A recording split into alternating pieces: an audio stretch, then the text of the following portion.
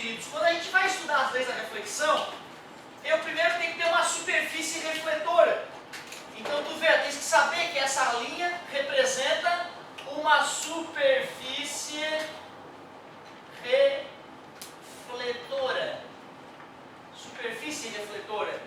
Para que eu possa estudar as leis da reflexão, eu tenho que ter uma reta de referência onde a luz vai atingir a superfície refletora. Isso é chamada de reta normal.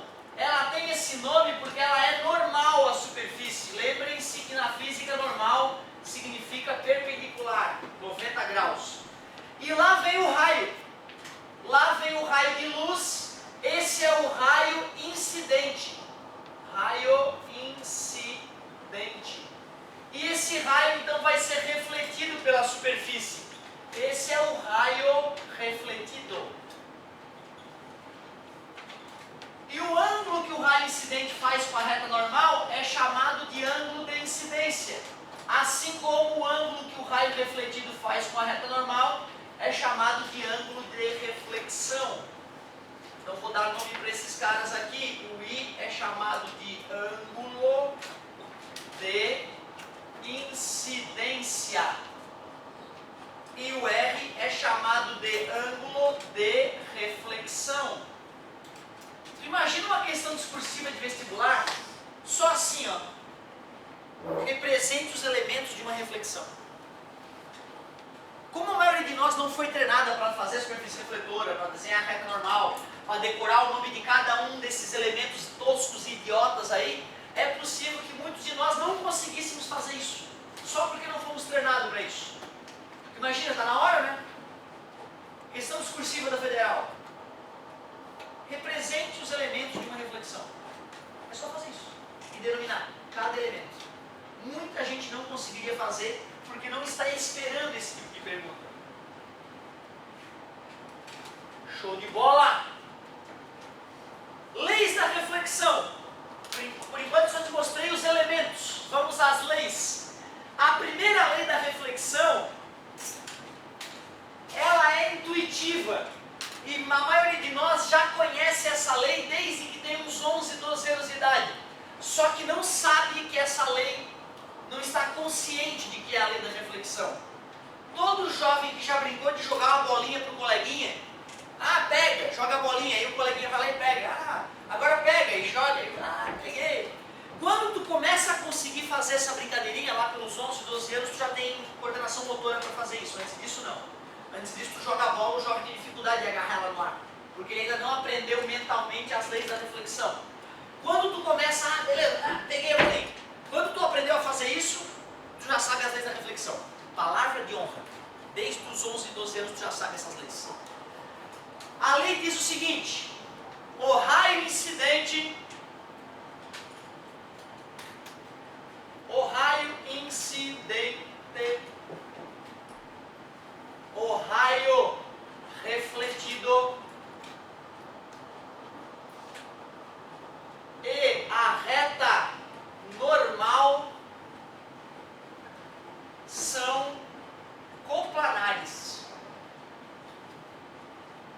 Eu também poderia dizer que o ângulo de incidência e o ângulo de reflexão são coplanares, que é o mesmo que dizer que o raio incidente, a reta normal e o raio refletido estão no mesmo plano. Só isso. Se eu jogo uma bolinha no chão, a galera sabe que se eu jogar a bolinha desse jeito, quem tem chance de pegar essa bolinha é a galera que está para lá, ó.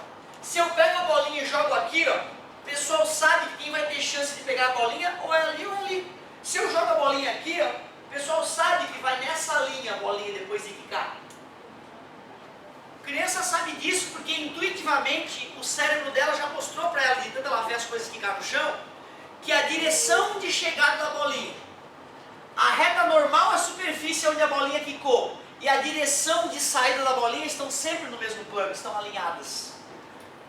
Por isso que tu consegue te deslocar para onde a bolinha vai antes dela chegar. O teu cérebro já mapeou para onde é que ela vai. O tenista, né? O tenista, quando o cara dá a raquetada, ele já começa a ir para o lugar certo onde a bolinha vai estar. Porque o cérebro dele já mapeou, né, muito eficientemente essa primeira lei da reflexão. O raio incidente, o raio refletido e a reta normal são coplanares.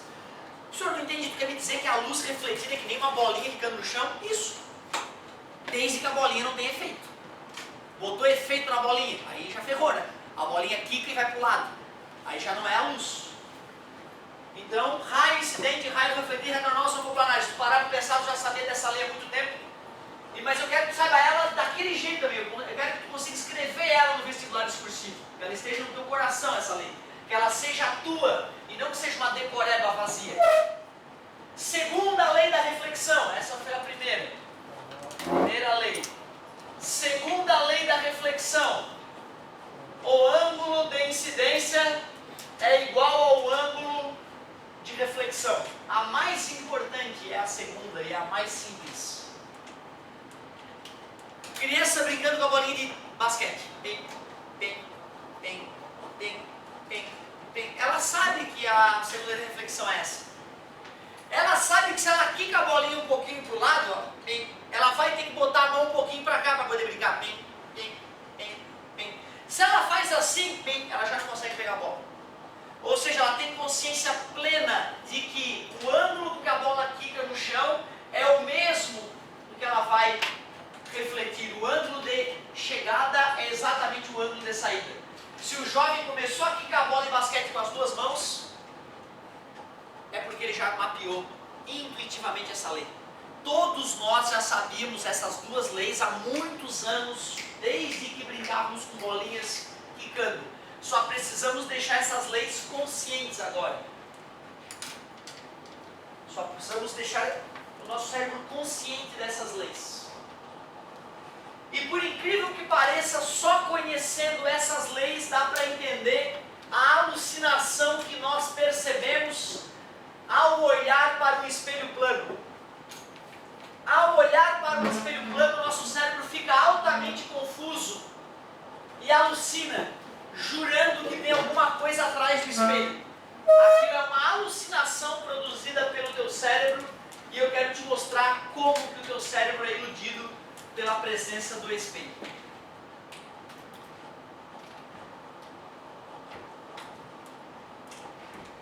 Então, vamos pegar aqui e vamos começar a estudar os espelhos planos. Espelhos planos.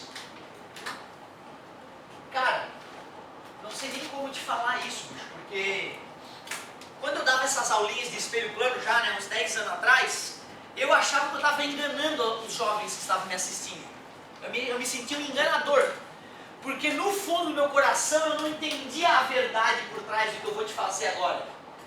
Aí uma vez, depois de já estar dando aula há anos, eu não sei o que eu estava fazendo, estava folheando meu Hardy, a minha Bíblia, né, o livro de física que boa parte das faculdades do mundo usa, né?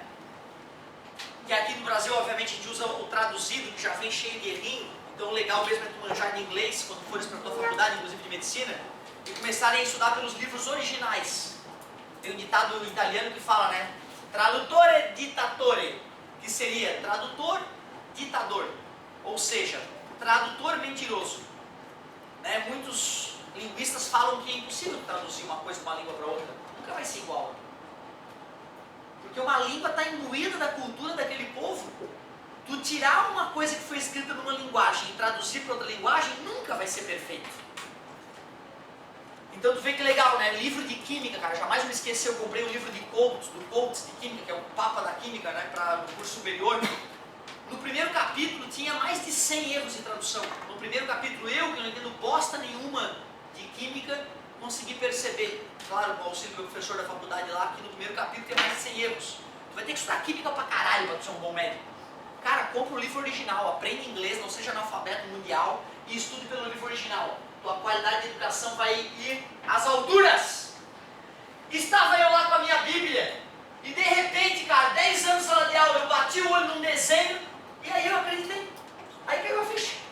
Aí eu acreditei que era verdade o que eu ensinava. Antes eu me sentia um mentiroso. Observe o que eu quero te mostrar. Isto aqui é um ponto objeto, é um objeto diante de um espelho plano. Quantos raios de luz saem desse objeto? Infinitos!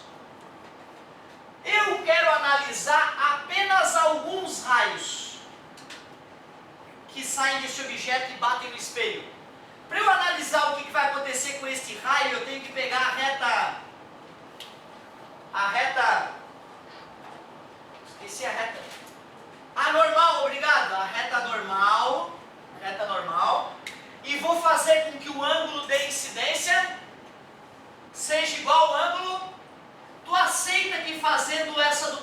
aproximação aqui dessa distância, ao desenhar este raio, eu estou obrigando que esse ângulo seja igual a esse? Honesto, né? E vou fazer isso com mais alguns raios. Opa, esse raio já está atingindo em outra reta normal. Eu pego essa distância, duplico ali para baixo. Eu posso fazer um raio refletido com honestidade. E poderia até pegar um raio intermediário aqui. O ângulo de incidência é igual ao ângulo de reflexão. Eu vou pegar essa distância aqui e vou duplicar.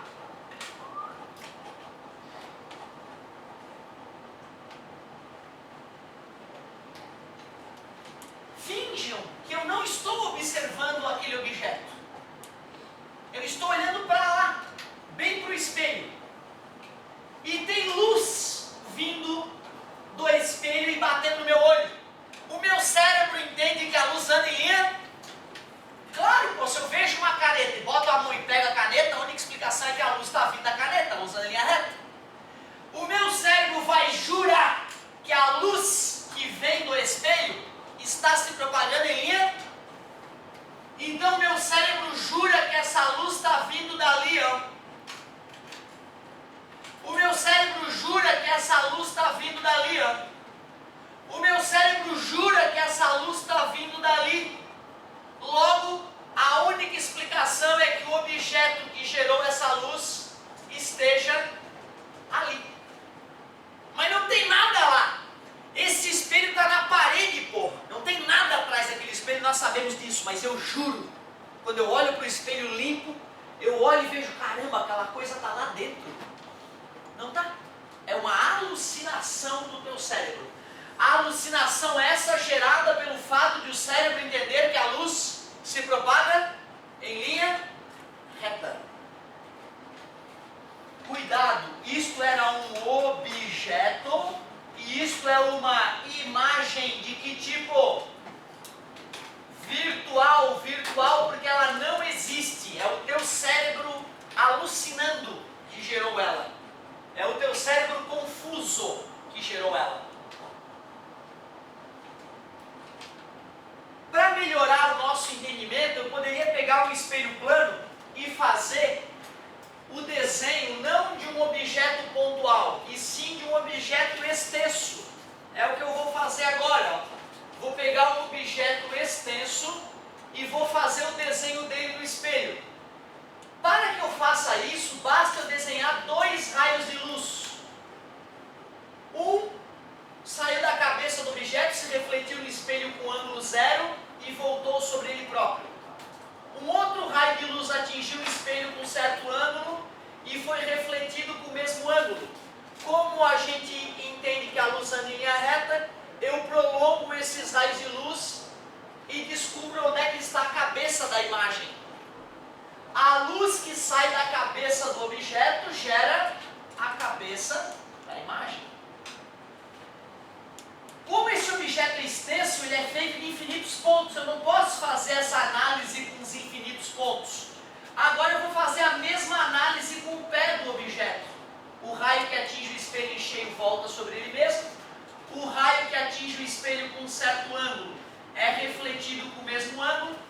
E a gente entende que a luz anda em linha reta, prolongando os raios de luz, a gente consegue desenhar a imagem. Comparando o objeto com a imagem, quais são as características? Maior, menor ou igual em tamanho? Mesmo tamanho, obrigado. Direita ou invertida? Direita, ela está virada de cabeça para cima, assim como o objeto. Real ou virtual? Virtual, sempre que uma imagem é formada de prolongamentos de raio de luz, quer dizer que ela não existe de verdade, é o teu cérebro viajando na maionese. No ensino médio eu nunca vi isso fazer um comentário que eu vou fazer agora, mas no curso superior se faz. A imagem virtual só é admissível se tiver um observador olhando para o espelho. Se não tiver ninguém olhando para o espelho, não se pode falar imagem virtual. Porque a imagem virtual é a alucinação oriunda de um cérebro. Sem um cérebro não existe imagem. Que loucura, né, cara? Então, tu vê num curso superior, o objeto está diante de um espelho, sem nenhum observador. Qual a imagem que se forma? Não se forma imagem, porque não tem observador. Estou te falando no curso superior, tá? No ensino médio eu nunca vi eles falar sobre isso. Virtual. Mas tem um perigo, cara. Se eu tivesse colocado uma segunda cabeça nesse objeto, virada para a direita, a cabeça da imagem apareceria virada para a esquerda. Isso a gente chama de reversa. A imagem é reversa. Para mostrar, né, que aquilo que tu vê lá alucinando no espelho no dia a dia não é tu mesmo, é só tu levantar tua mão direita, né? Tu levanta tua mão direita e tu vê que a coisa levanta a mão esquerda dela, mostrando que não é tu. Certo? Então, a imagem ela é reversa. Para ficar para o senhor, eu queria um nome mais técnico, mais bonito. A imagem é enantiomorfa. Ficou bonito, né? Reversa ou enantiomorfa. Ou ainda, se a gente preferir, ela é simétrica em relação ao próprio espelho. Ou seja, né, levanto a minha mão direita, a coisa levanta a mão esquerda dela, e aí eu vou me aproximando e encaixa perfeitamente, né, o meu corpo no corpo da imagem. Então ela é simétrica.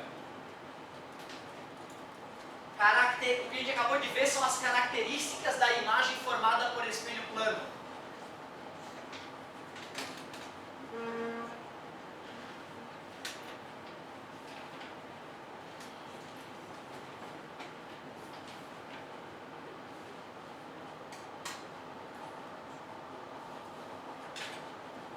Características da imagem gerada por espelho plano, mesmo tamanho, direita, reversa e virtual. Não confundir o fato dela estar virada de cabeça para cima, tal e qual objeto, com o fato de ela ser enantiomorfa.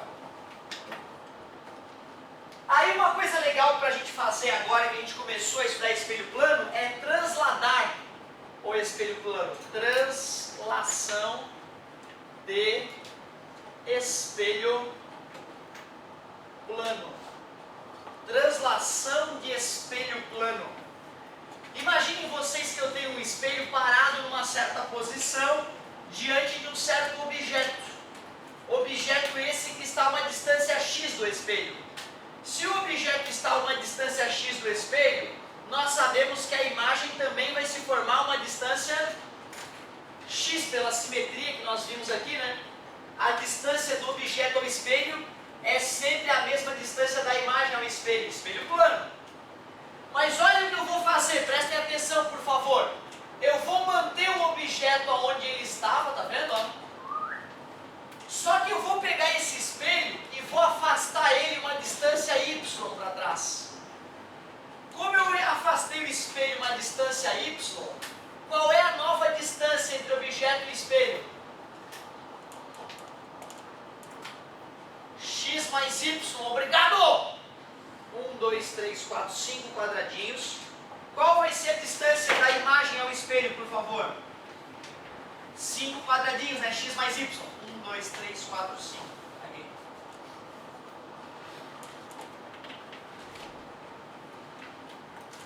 Como a gente acabou de comentar, a distância do objeto ao espelho é a mesma distância da imagem ao espelho. Plano. Só para espelho plano.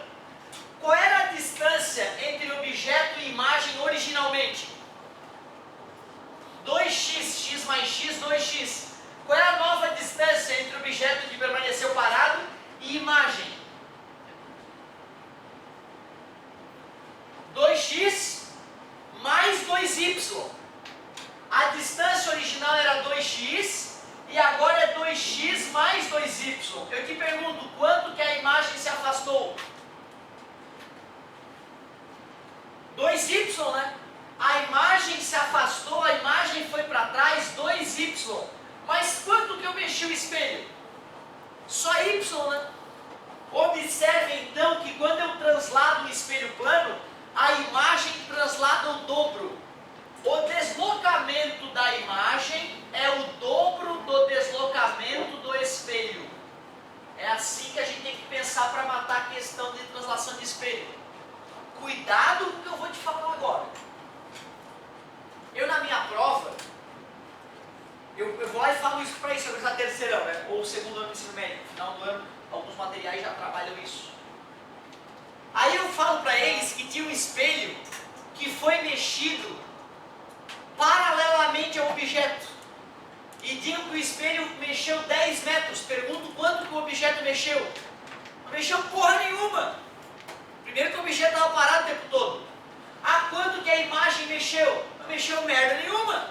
Se tu pegar o teu espelho e fizer isso com ele, se tu sair andando no espelho, tu chama um padre dos bons. Porque chama a NASA junto já também. Sabe? Pra gente fazer um experimento. Tu entendeu o que eu disse? Se aquela parede ali é um espelho, se alguém começa a puxar esse espelho para lá, o Otávio não vai sair andando para lá. Eu estou aqui parado, não vou me ver parado. Oi. Aí está o espelho passando para lá. Eu continuo parado. Tá beleza? Essa matéria foi para eu aproximar ou afastar o espelho de ti. Mexer o espelho lateralmente não muda porra nenhuma. Cuidado com isso. Outra pegadinha clássica.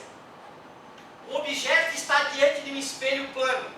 Se o objeto se aproxima 2 metros do espelho, quanto que a imagem se aproxima do espelho? 2 metros? Se eu caminhei 2 metros para o espelho, a imagem tem que caminhar 2 metros em direção ao espelho. Senhor, tu acabou de falar que é o dobro. Não, eu te falei que se o espelho mexer, a imagem mexe o dobro, não o objeto. Tu imagina, cara, tu está diante do espelho, aí tu caminha 2 passos para a direita, a imagem dá 4. Mas chama o padre, se benze e vai para a igreja. Tu está correndo do lado do teu espelho, aí a imagem sai correndo na tua frente. Que isso? Não pode. Então cuidado, a teoria é ensinada de um jeito, e o vestibular faz uma pergunta que é parecida com a da aula, para tentar te confundir. Cuidado, essa teoria que eu te mostrei só vale para espelho sendo aproximado e espelho sendo afastado. Espelho mexer lateralmente não muda nada. Aliás, quando eu mexer nesse espelho, tu acha que tu vai ter que esperar para a imagem chegar no lugar dela ou ela vai para o lugar dela instantaneamente? Pergunta capciosa essa, né? Tava lá com o espelho na minha frente, fui lá e afastei o espelho de mim. Afastei o espelho 1 metro de mim. A imagem vai se afastar 2 metros. Isso eu te demonstrei aqui. Tu vai ter que esperar a imagem chegar no lugar dela ou vai ser instantâneo esse reposicionamento da imagem? Do ponto de vista humanoide é instantâneo. Do ponto de vista humano, quando tu liga a luz instantaneamente se espalha pela sala. Modernamente nós sabemos que não, porque a força da luz tem um limite, então não. Na verdade nós teríamos que esperar a imagem chegar no lugar dela. Mas como isso ocorre na força da luz, isso é praticamente instantâneo. Na prática é instantâneo. Um objeto que anda o dobro do outro no mesmo tempo, a única explicação é porque ele faz isso com o dobro da velocidade. Então o fato de a imagem se deslocar o dobro do objeto, o dobro do espelho, perdão, nos permite concluir que a velocidade de deslocamento da imagem é o dobro da velocidade de deslocamento do espelho. Não entendi, professor. Se tiver um ônibus com um espelho atrás, que seria obviamente um assassinato, né? Imagina, botar um espelho atrás de um carro, isso é um absurdo, né? Imagina tu chegando na traseira do ônibus, tendo a sensação de ver o carro na contramão, né? Certo? Então jamais existiria isso. Mas vamos pensar que em nome da ciência, alguém pegou um móvel e colocou um espelho nele. Aí eu estou parado e esse espelho que está agarrado nesse móvel passa por mim, indo se afastando de mim a 30 km por hora. Eu me veria no espelho refletido e perceberia que essa imagem está se afastando de mim. A velocidade com que a imagem se afastaria de mim seria o dobro da velocidade do objeto, do espelho. O espelho estava com que velocidade? 30, não é? Então eu perceberia uma velocidade de 60 km por hora. Cuidado, o espelho estava se afastando. Se o espelho se aproxima a 100 km por hora, eu percebo a imagem se aproximando a 200 por hora. Porém, se o espelho passa a 300 por hora assim, ó, eu fico parado no espelho. Beleza? Mais uma vez, esse fenômeno só vale para aproximações. desdobramentos laterais. E se eu mexer o espelho com a velocidade da luz? E se eu mexer o espelho com a velocidade da luz? Se fosse possível, um espelho sem massa, eu mexo ele na velocidade da luz, eu poderia afirmar que a imagem vai estar no dobro da velocidade da luz? Não, né? Aí tu vai ter que esperar um monte, né? Mexer o espelho na ufa, aí tu vai ter que esperar, agora a imagem chega no lugar dela. Então tu vê que legal, né, cara? Eu já fiz, se não me engano, no Ita, uma vez que deu uma provocada nesse sentido aí. Se nós mexêssemos um espelho plano na velocidade da luz diante de um objeto, poderíamos afirmar que a velocidade da imagem é a velocidade da luz. Não dá para dobrar. Certo? Não dá para dobrar. Então tá. Já que falamos de translação de espelho plano, vamos aproveitar o embalo e vamos falar da rotação. Vamos pegar aquele espelho plano e vamos girar ele para ver o que acontece. Vamos aplicar uma rotação nesse espelho plano.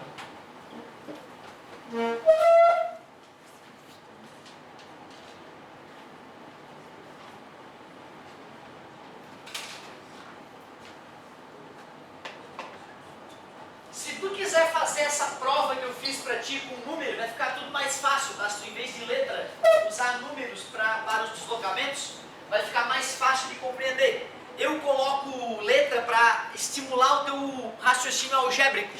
E vou fazer a mesma coisa na rotação do espelho. Eu vou te provar o que acontece na rotação de um espelho algebricamente. Depois, se tu quiser, tu pode tirar as letras e colocar números, para ver como fica mais fácil de compreender. Espelho plano. Raio de luz incide no espelho plano com um certo ângulo em relação à reta normal e é refletido. Se o ângulo de incidência é alfa, o ângulo de reflexão, alfa. É igual, né, o ângulo de incidência e de reflexão, né? Só que olha o que eu vou fazer, meu querido. Eu vou dar uma giradinha no espelho, eu vou girar o espelho de um ângulo beta. Entendeu isso aí? Aceitas que o raio incidente vai atingir o espelho numa nova posição? Qual vai ser esse novo ângulo entre o raio incidente e o espelho? E a reta normal, desculpa. Aceitas que quando eu giro o espelho, a reta normal gira junto? Eu girei o espelho quanto? Beta. Então o ângulo que a reta normal vai abrir em relação ao raio incidente também é beta.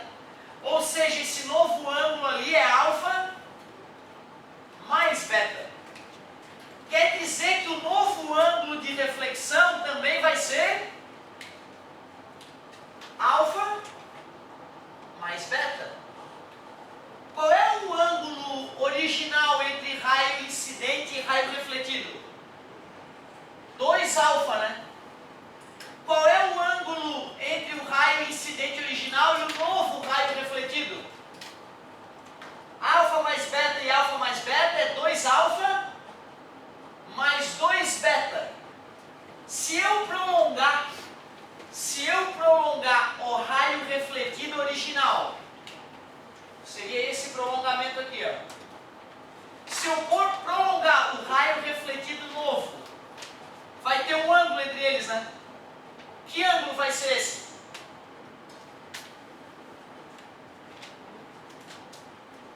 Aceitam vocês que esse aqui é o nosso raio de referência? No começo eu tinha 2 alfa. Se agora eu tenho 2 alfa mais 2 beta, qual é o ângulo entre o primeiro raio refletido e o segundo raio refletido? 2 beta. O que eu estou te mostrando é que quando eu giro o espelho de um ângulo beta, os raios refletidos giram o dobro. De novo, cara, ó. Translada o espelho, a imagem translada o dobro.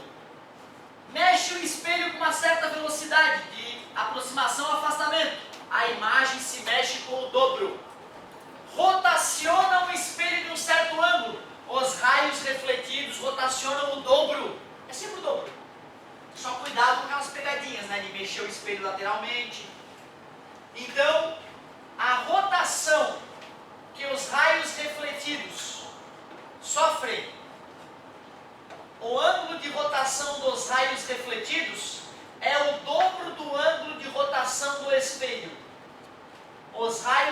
refletidos rotacionam o dobro do que o espelho rotacionou. Legal. Último detalhe eu diria sobre espelho plano. Cara, uma porrada de coisas que discutimos nessa aula.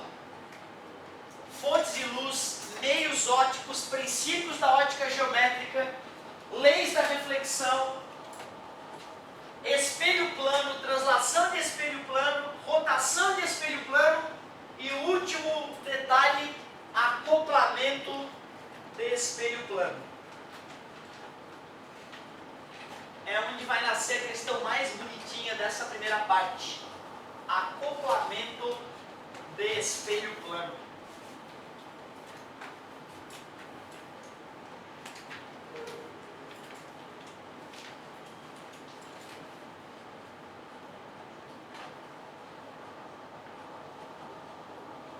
É aquela história de a gente pegar dois espelhos, o espelho E1 e o espelho E2, e colocar eles com um certo ângulo alfa entre eles. O que vai acontecer é que a imagem gerada por um espelho vira objeto para o outro e ocorre a reflexão da reflexão. O vestibular costumeiramente nos pergunta o número de imagens formadas. Eu boto ali um objeto, aí vai formar uma imagem do espelho E1, vai formar uma imagem do espelho E2, e aí vai formar a imagem da imagem. Essa imagem vai se refletir no espelho E1 e vai formar a imagem da imagem. Essa imagem vai se refletir no espelho E2 e vai formar a imagem da imagem. Quantas serão? Qual é o número de imagens que vai se formar? Primeira fórmula aí que eu não vou poder deduzir para ti, porque é uma fórmula empírica, é uma fórmula que vem do experimento. Tu vai lá no laboratório, pega dois espelhos, bota um objeto diante deles e começa a contar quantos objetos vão aparecer e vai modificando o ângulo lá no laboratório. Nós vamos perceber que o número de imagens formadas é 360 graus dividido por alfa menos 1. Esta é a fórmula que nasce desse experimento. É uma fórmula empírica. Não dá para deduzir por conceitos de física e matemática prévios essa fórmula. Mas se tu pegar dois espelhos na tua casa e brincar com eles, tu consegue deduzir a fórmula. Alfa é o ângulo entre os espelhos e N é o número de imagens formadas.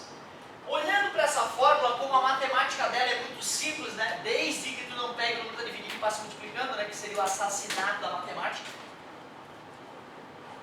Se tu não cometer esse erro de matemática básica, parece que é fácil resolver qualquer questão que envolva acoplamento de espelho plano, né? E aí eu te convido a pensar comigo na melhor questão que eu já vi aparecer desta parte. A questão falava que um coreógrafo desejava 24 bailarinas em cena, porém ele só tinha 3 atrizes. Qual é o ângulo entre os espelhos planos que o coreógrafo utilizou para poder iludir o público e conseguir realizar o seu intento de 24 bailarinas em cena? Então, vou começar aqui fazendo o exemplo das bailarinas. Me ajudem, meus queridos. Como é que nós vamos sair dessa? Um coreógrafo quer 24 bailarinas em cena, só que ele só tem 3 atrizes. Qual é o ângulo entre os espelhos planos que ele deve usar para poder conseguir realizar esta tarefa? O que vocês acham que eu devo fazer antes de jogar na fórmula?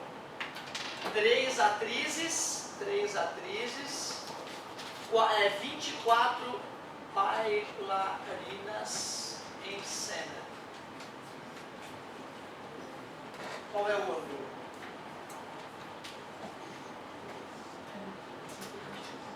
Quase perfeito. Quase perfeito. Não é só dividir o 24 por 3. É isso que deixa essa questão bonita. Porque das 24 bailarinas em cena, 3 serão de verdade. Então, das 24 bailarinas em cena, só 21 serão imagens. É isso que é foda. Tem que descontar as bailarinas de verdade. Tu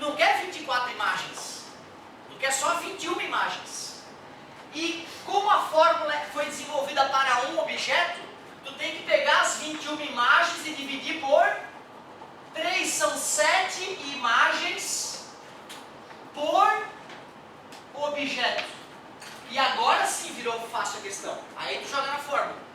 Tá? Então essa questão aí, cara, é a melhorzinha que tem dessa área e tem aparecido, tá? Os caras mudam um pouco, né? Não é mais bailarina, muda um pouco a roupagem, mas a ideia é essa. Então, número de imagens 7, 360 sobre alfa menos 1 passar para lá mais 1 dá 8. Agora sim que eu somei, eu posso passar o alfa multiplicando, dividir por 8, dividir por 2, por 2, por 2, 180, 90. Ó, se o cara usar dois espelhos planos a 45 graus, o público vai ficar iludido, achando que tem 24 bailarinas em cena.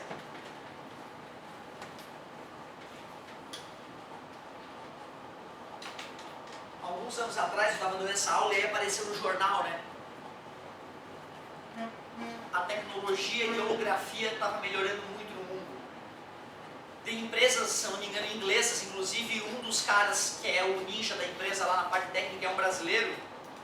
Eles têm uma tecnologia de holografia que é para tirar qualquer um do chão, cara. É inacreditável. Vai num espetáculo de teatro, onde essa empresa vai fazer demonstrações de holografia. Eles pegam lá, tá todo mundo lá no teatro, não tem nada no palco, e de repente começa a aparecer um eixo de um carro lá no teatro. Aí começa a aparecer as rodas, aí começa a aparecer engrenagens do motor, e de repente o carro vai aparecendo no palco, holograficamente, e vai girando inclusive. E aí o carro vai sendo construído de dentro para fora, na frente do público. O público não entende porque não tem tela lá, não é na tela do computador, é o palco. E o carro brota volumetricamente lá no palco. Outra que essa empresa faz, eles botam lá faz uma apresentação de dança. E tem atores e tem holografias dançando junto no palco. O público a metros do palco não sabe reconhecer quem é bailarino de verdade e quem é holografia. Aí dança tal, a galera, que legal, e de repente some os bailarinos. Pô, cadê os caras que estavam ali? De repente eles aparecem de novo. E tu não reconhece quem que é de verdade e quem que é holografia, caralho. Parece um bicho lá no palco e tu jura que é um ser humano de carne e osso, mas não é. É uma holografia, uma alucinação que foi produzida na tua frente. Que viagem, né, cara? Então tu vê, claro que com o espelho a gente pode gerar isso, né? Mas com um pouco mais de tecnologia, nós vamos ter na tua casa, para quem gosta de videogame ou quem gosta de filme, né? Tu vai ter a encenação ocorrendo na tua sala, como se os atores estivessem ali volumetricamente, muito além do que a gente acha que é uma TV 3D, né? E tu não vai precisar usar óculos para poder ter essa alucinação, é a olho nu mesmo, certo? Então tu vê, né? Holografia é o que vai começar a nos perturbar futuramente aí. Muito bom. Legal, meus queridos. Cara, eu avancei demais. Foi muita informação. Seria legal tu hoje, antes de dormir, dar uma estudada nessa aula, dar uma revisada e começar a riscar alguns exercícios. Só como é que eu vou fazer exercícios se eu não tenho ainda o volume 3? Chama Google o nome da ferramenta. Tu bota lá, exercício de ótica, espelho plano, vai vir milhares, muito além daqueles que tu pode fazer, inclusive. Ou também pode ir lá no Google e digitar o nome da faculdade que tu vai fazer no final do ano. Baixar as provas dos últimos 4 ou 5 anos dessa faculdade e tentar resolver as questões que envolvem ótica. Algumas de repente vão ser um pouco mais avançadas porque nós não avançamos ainda, né, para espelhos esféricos e tudo mais, mas já vai poder me trazer algumas dúvidas para a próxima aula e vai enriquecer o nosso contato. Show de bola! Temos ainda o quê? Que horas que termina essa aula? 11h10. Temos 10 sagrados minutos que eu vou usar para introduzir apenas os conceitos da próxima aula, que seria espelhos esféricos.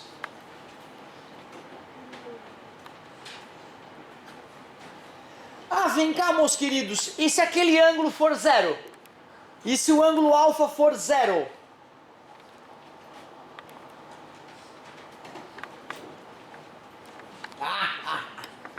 E aí?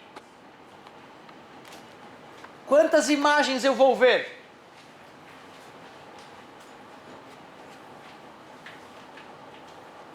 Não tenha medo de errar, pô. Errar é a melhor forma de aprender. Se eu aprendi algum, se eu sei um pouquinho de física hoje, é porque eu fui o rei do erro na tua idade, cara. Eu errei mais que todos vocês. Senão eu não estaria aqui.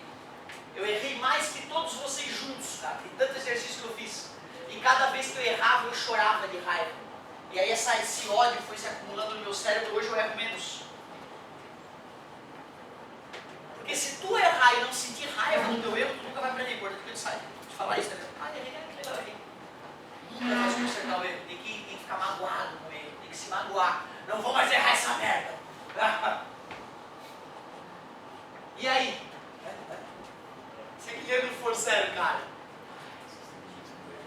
Mas não viaja, tá? Não pensa que eu vou aí fechar os espelhos, não vai dar nada para colocar ali dentro, tá?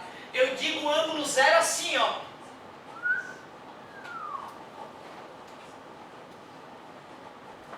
Bota zero ali pra gente se divertir, cara. Quanto? Quanto é que dá 360 dividido por zero, porra? Zero, né? Deixa eu ver. Deixa eu ver.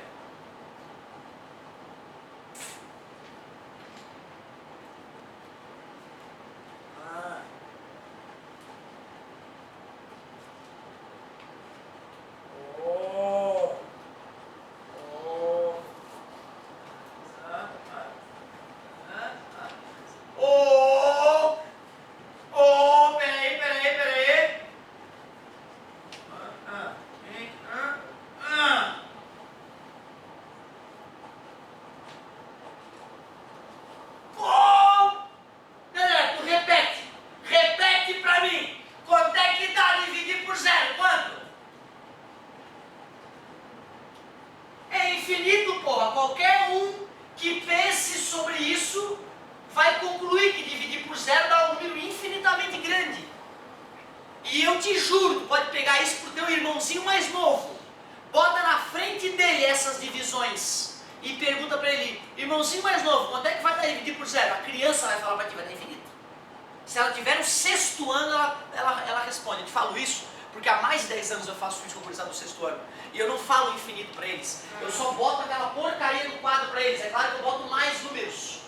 E invariavelmente alguns reconhecem que dividir por zero dá um número infinitamente alto. Eu preciso disso para te ensinar ótica. Se tu não tiver matemática para entender esta obviedade, eu não vou poder te ensinar ótica nas próximas aulas. Eu preciso que tu compreenda do fundo do teu coração que dividir por zero dá um número infinitamente alto. Eu não estou de sacanagem contigo, cara. Eu estou sendo ultra honesto contigo. E o mais legal é que isso confirma na prática. Chega hoje em casa e testa, cara. Te desafio. Infinito menos 1. Infinito. Pô, infinito é uma unidade menor, mas é infinito, né? Concorda comigo? Tens que ver que dá muitas imagens. Lá em Floripa, né, cara, tem um shopping que chama Floripa Shopping. Aí quando o cara vai lá no banheiro do Floripa Shopping, lavar a mão, tem um espelho na frente e um espelho atrás, a 0 grau um com o outro, ou seja, paralelos. E aí é um barato, né, cara? Quem já teve essa oportunidade, tu vê que tem infinitos de ti indo lá, né? E aí tu tenta dar uma olhadinha, porque tu bota o pescoço um pouco para o lado para tu ver os infinitos de ti que vão lá para trás, né? E é uma sensação realmente interessante. Tu não consegue ver os infinitos, né? Porque eles vão encolhendo devido à distância, né? Vai ficando muito distante, mas tu vê que tem um infinito. E claro, né? Se a imagem vira objeto, e a imagem vira objeto, o espelho reflete, e vai, é claro que tem que dar infinito. Se o espelho fosse perfeito, né? Se o espelho refletisse perfeitamente toda a luz que incide nele, daria infinitas imagens. É a matemática revelando todo o seu poder aí. Tu vê, né, cara? Por que nos mentem quando ele está no fundamental, né? O professor acha que o jovem ele não tem capacidade de entender que dividir por um número muito pequeno dá um número infinitamente alto. Isso é um crime contra o jovem. O cara que faz isso, ele está tirando a capacidade do jovem talvez de entender o cálculo A. É isso que Newton usava para entender o que é o limite de uma função. Foi daí que nasceu a matemática integral e diferencial que os engenheiros usam para engendrar o mundo. Eu preciso dessa ideia. A partir de hoje, nós sabemos dizer que uma divisão por zero dá um número infinitamente grande. Ou infinitamente pequeno. Ou negativo, né? Então é mais ou menos infinito quando eu divido por zero, né? Certo? É mais ou menos infinito. Se eu divido um número negativo por zero, dá um número infinitamente negativo. Se eu divido um número positivo por zero, dá um número infinitamente positivo. Show de bola. Preciso disso. Na matemática, tá, tu pode continuar dizendo que não existe, não tem problema, mas na física nós vamos precisar do conhecimento de que dá um número infinitamente grande. Show de bola! Ah, se eu fosse tu, eu pegaria aquele espelho que tem na tua casa lá, pegaria o espelho do banheiro e em casa hoje ia dar uma estudadinha nessa história de acoplar espelhos, certo? Tu vai perceber que a fórmula funciona perfeitamente. Muito bem.